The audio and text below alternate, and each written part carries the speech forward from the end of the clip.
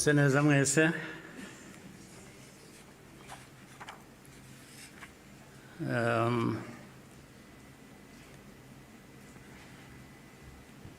ngira ngo mpere ku ngingo yo kuvuga ubuhamya Minisitiri Bizimana yatugejejeho. Hari ubundi buhamya burebure burimo amateka akomeye Theoneste namaze kutugezaho. Ibyo twumvise byose bifite aho bishingiye, ni ukuri. Abafite uko babihakana cyangwa babihakanya, ngira ngo bafite akazi gakomeye kugira ngo uhindure amateka nk'ayo y'abantu nk'abandi, uyagire uko ushaka, yaba mu gihugu hano, byaba hanze, cyane cyane niyo bakunze guhindura aya mateka yacu ku mpamvu zitandukanye.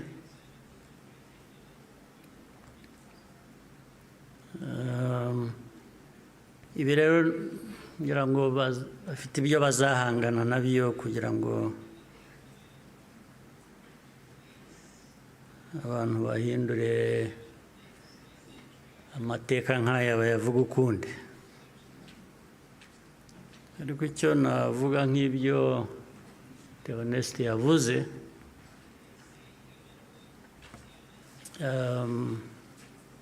ibihe byo birahinduka, ibihe byarahindutse.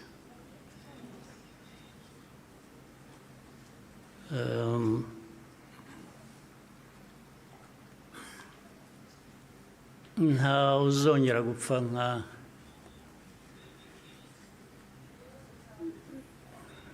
nk'uko Theoneste yabivugaga, n'abapfuye cyangwa nawe uko yapfuye. Buriya yarapfuye, kuba ariho ni nko kuzuka,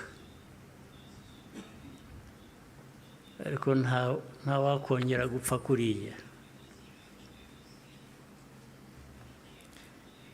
Impamvu kandi mu zindi nyinshi,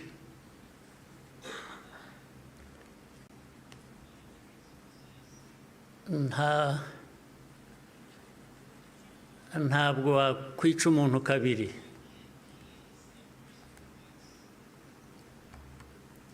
Ubigerageje azakwica mbere yo kumwica.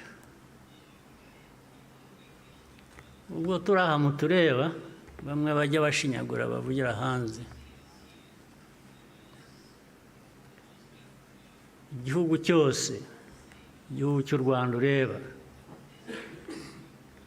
ntabwo gishobora gupfa kabiri.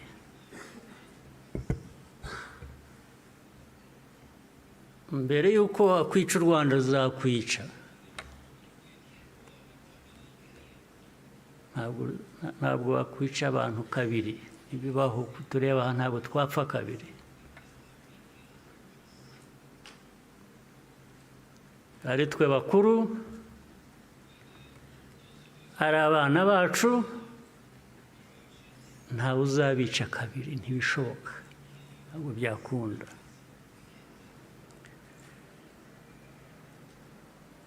Tuzabaho nk'uko abantu bakwiriye kuba babaho, nk'uko abandi abo ari bo bose babaho, byanze bikunze. Ntawe twabisaba kubaho,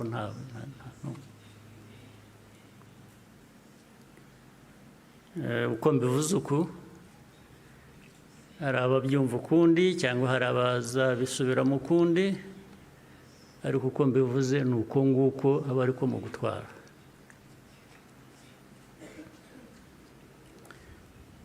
Ndabasaba rero ngo nkomeze ijambo ryanjye mu rurimi abashyitsi bamwe hano bumva batagombye kubasemurira, cyangwa se benshi cyane bari hanze bafitanye isano n'amateka yacu, harimo n'abo bayahindura bakayagira uko bashaka. Ndagira ngo mvuge mu rurimi bashobora kumva ntawe basemuriye. Muranyihanganira.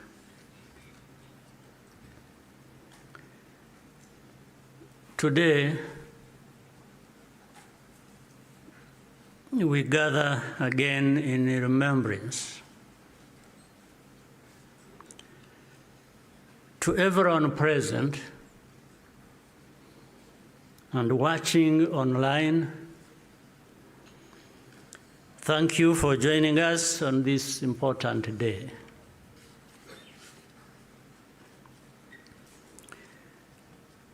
We deeply appreciate the friends who join us every year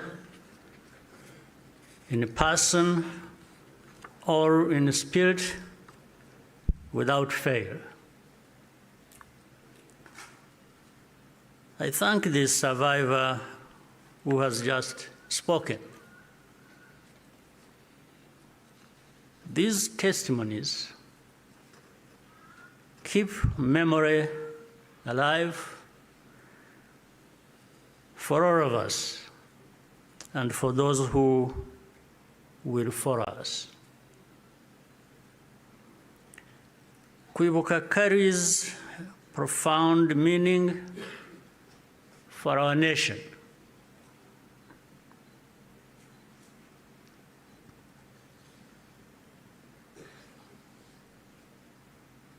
It is how we confront and overcome the divisions that nearly destroyed us.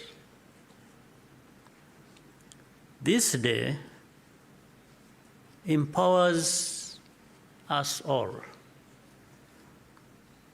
We draw on the strength of survivors who provide the reservoir of humanity that feeds our nation's soul.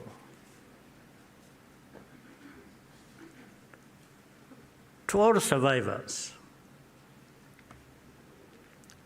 know that you are not alone. We stand with you always.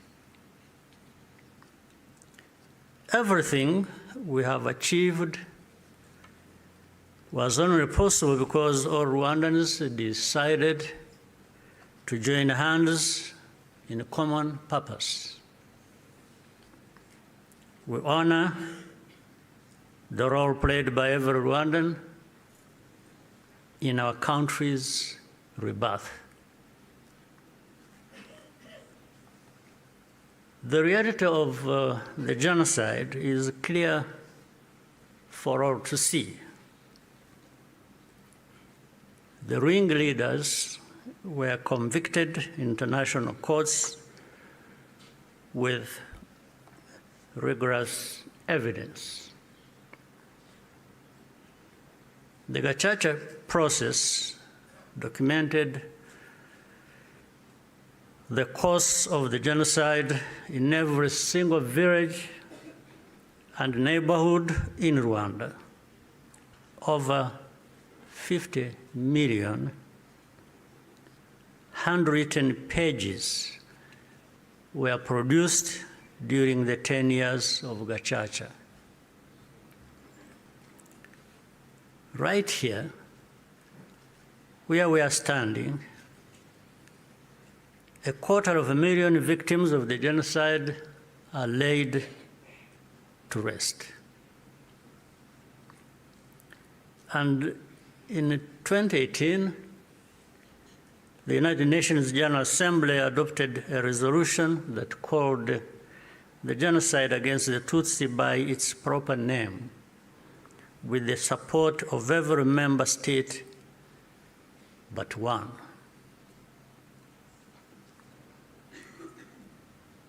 The truth is undeniable, and yet we still find people sowing doubt and twisting the facts up to today. This is not just a matter of ignorance, but something much deeper. It means that the risk of seeing history repeat itself is a constant danger. If we allow ourselves and our friends to become indifferent. Genocide denial begins long before the genocide itself is committed. There is a pattern of looking away from the warning signs or taking them lightly. Hate speech turns into hate acts, dismissed as expressions of popular discontent. Behavior that should be immediately condemned is rationalized and minimized. The preparations are masked by narratives of popular grievance and fear. In the process, a moral equivalence is created between the targets of the genocide and the planners of it. All of these elements were present in our own story. There are some who pretend that the genocide against the Tutsi was a spontaneous event. That's not true. It was carefully prepared and carried out in plain sight.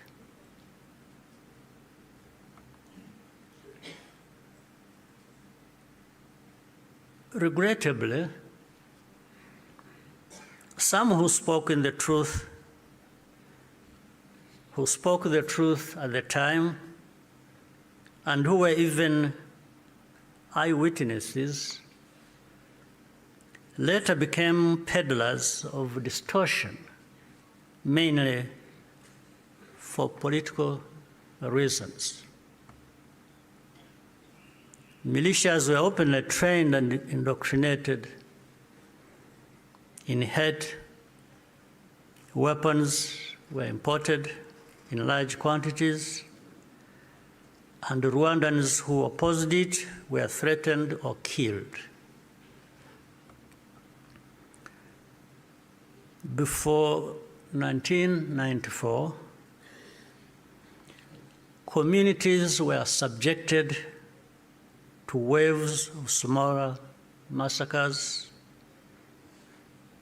meant to normalize the killing and also to measure the reaction of the wider world. And with only a few heroic exceptions,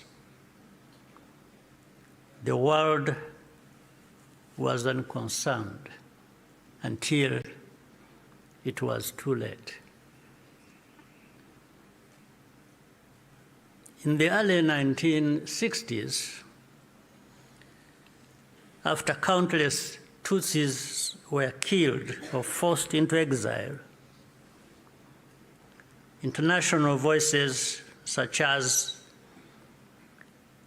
Bertrand Russell, to name just one, described it as systematic extermination. The pattern continued in the 1980s and early 1990s.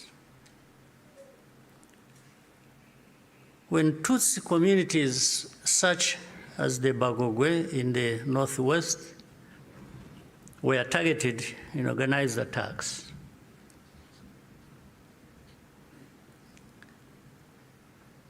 in 1993, a commission led by Jean Crabonneau investigated these atrocities. After documenting mass graves and the involvement of state authorities, they concluded that a genocide was being prepared. In the same year, the UN Special Rapporteur,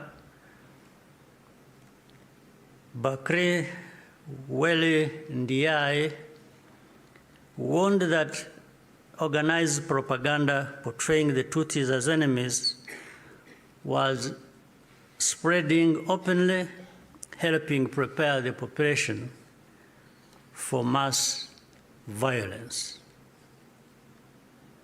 In January 1994, the command of the United Nations mission in Rwanda sent a fax back to headquarters in New York with detailed intelligence that in Interahamwe were stockpiling weapons and compiling lists of Tutsis to be killed.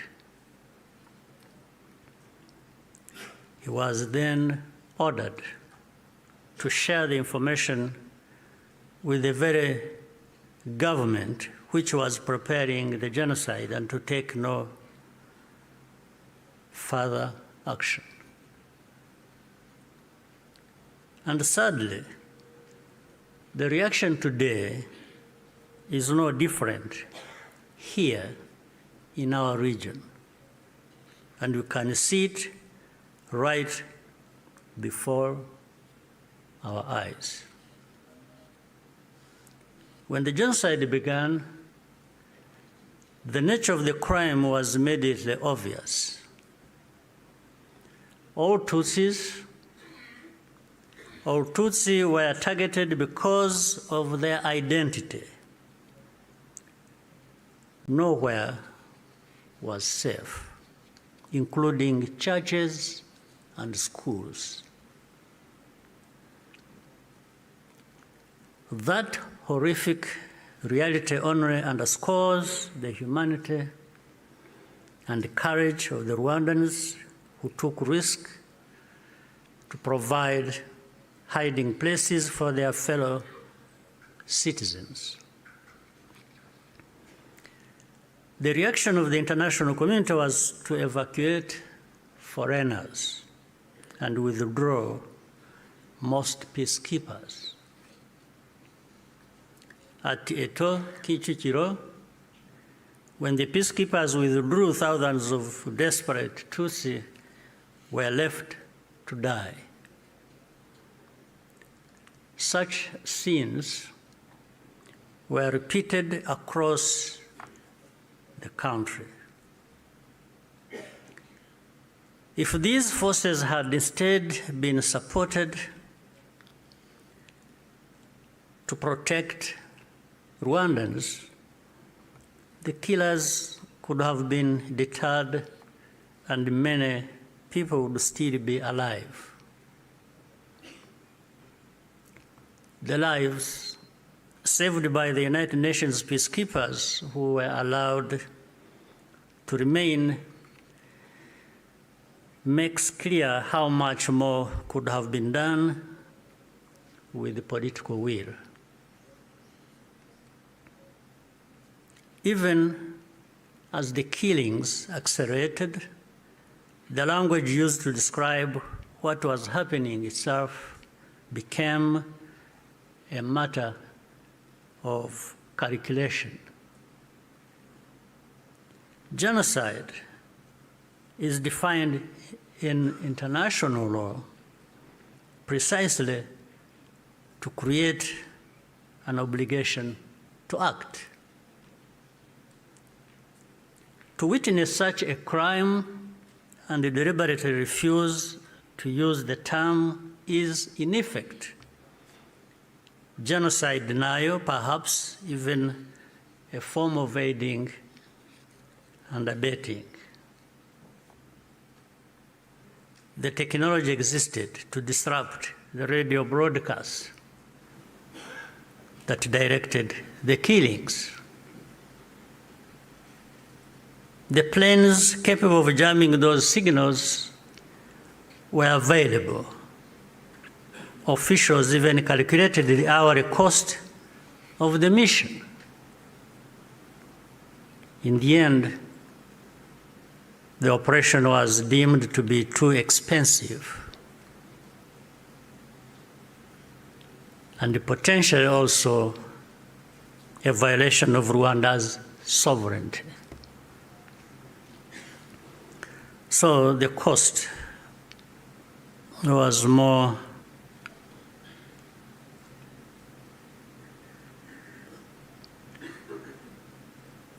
it became too expensive. It was more expensive,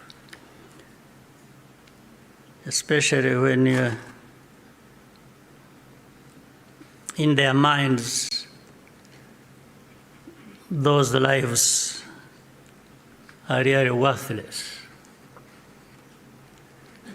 So our lives were worth nothing. That's fine. For Rwandans, the lessons have been brutal.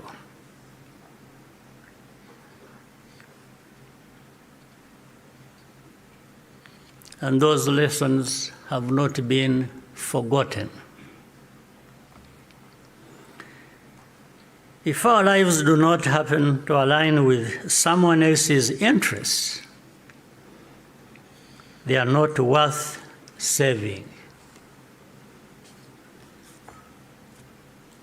That's fine.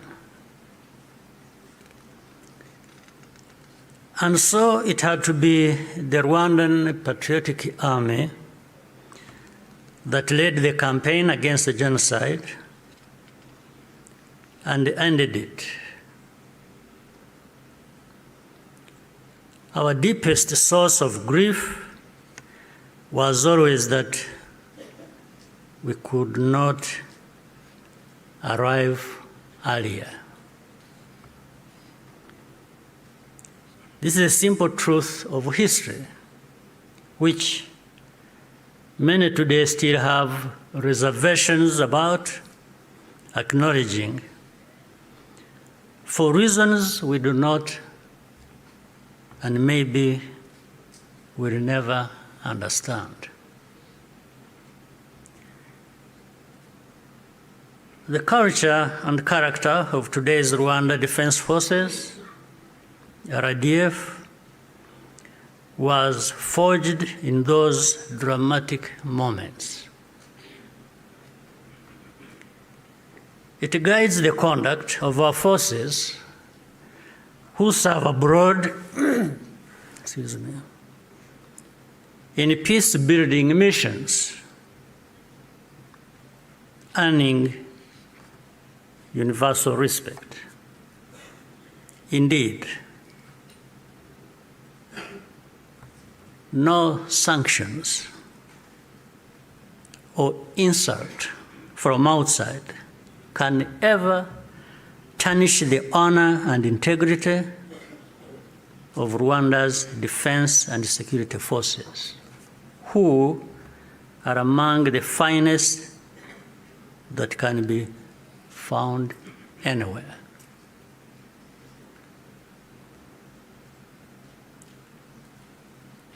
I look forward to raising this matter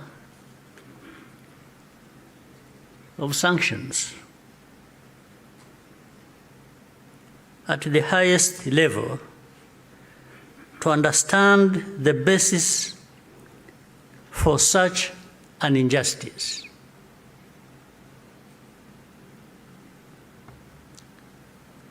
Rwandans understand the cost of tolerating extremism, and our central security principle is to put the protection of civilians first. After the genocide, Rwandans chose to rebuild our country together.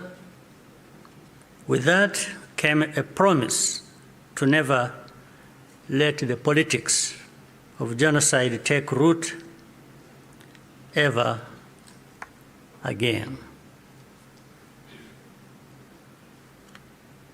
I tell you, genocide cannot happen here again. It won't happen.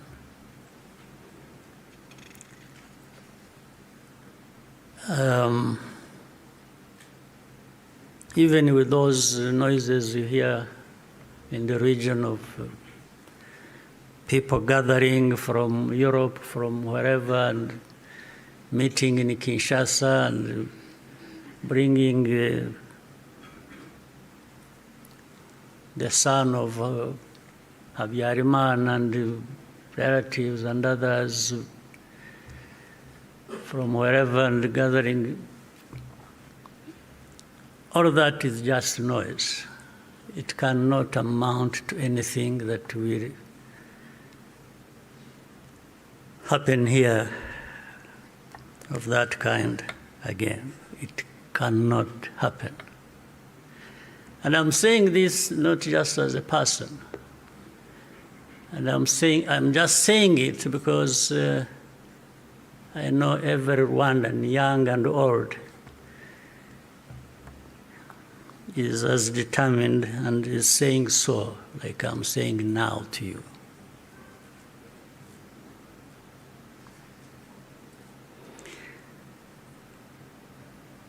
Along the way, Rwandans faced constant criticism and many attempts to twist our history. But the power we will always have is to use our minds to see the truth, and our voices to speak up when something is not right. You can never silence us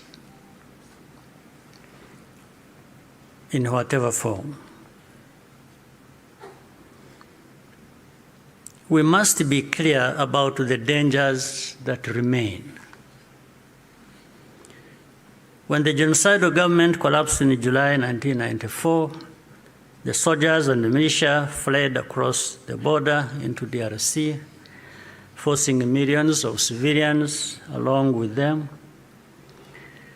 Inside the camps, they organized into what is now known as FDLR and launched a sustained cross-border insurgency against Rwanda, claiming tens of thousands more lives.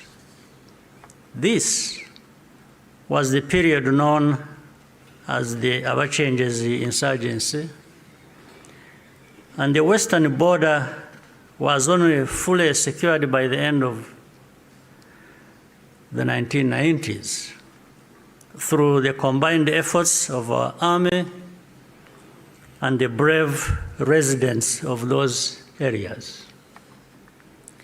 And since then,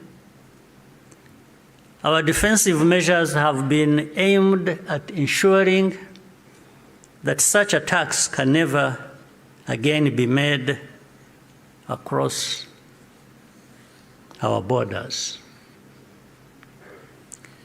This is not a problem that should be left to Rwanda alone. Doing so only rewards those behind the threats, while Rwanda is penalized for standing up for itself. Imagine a farmer whose field catches fire. At first, the flames are small. A few neighbors think it does not concern them. Others say the wind will change and the fire will die out on its own. So they watch and wait. But the wind does not change. Meanwhile, a pyromaniac is secretly adding fuel to the fire. So the fire spreads from one field to another, and then into the forest and the towns and beyond. Only then do people run with the buckets of water and call for the establishment of a fire department. Africans, more than most, should understand that the danger of moral passivity in the face of hatred and violent extremism.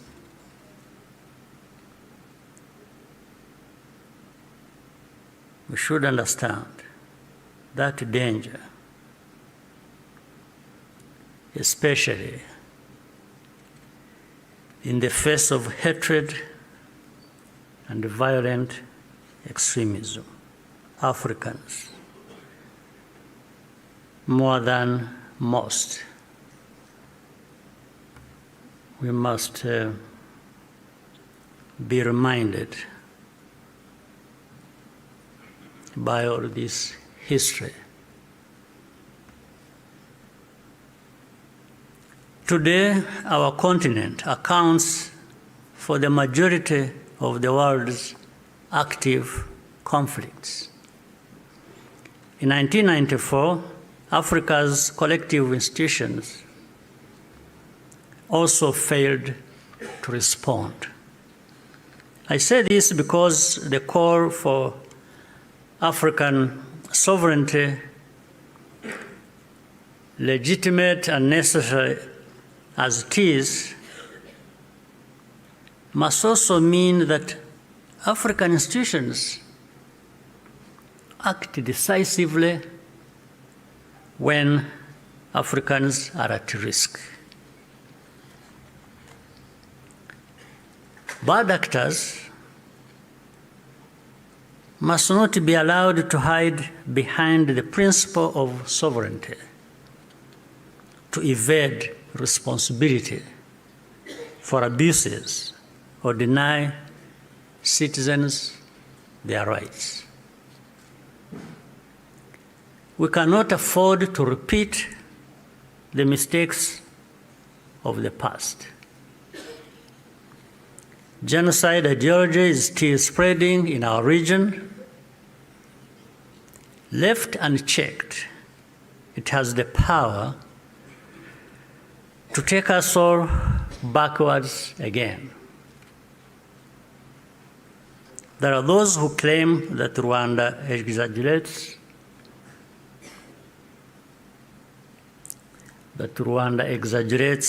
these concerns, or